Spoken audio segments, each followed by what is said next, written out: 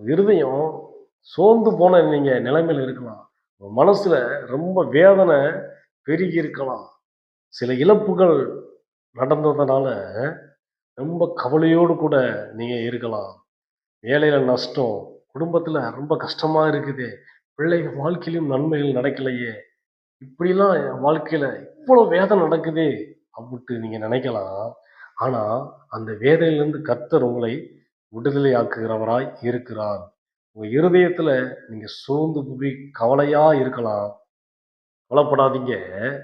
கர்த்தருடைய வேதம் உங்களை உயிர்ப்பிக்கிறதாய் இருக்கிறது. ஆண்டவர் உங்களுக்கு இருக்கிறாருங்க.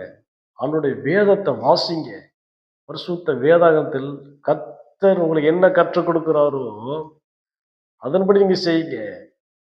பைபிள மறந்துறாதீங்க. அனுதினமும் படிங்க. அனுதினமும் ஜெபம் பண்ணுங்க. அனுதினமும் கர்த்தருடைய வேத வசனத்தை தியானிங்க. ஆண்டவர் உங்களுக்கு எப்படி கற்றுக் கொடுக்கிறாரோ, என்ன வார்த்தைகள கொடுக்கிறாரோ, அதன்படி வாழுங்க.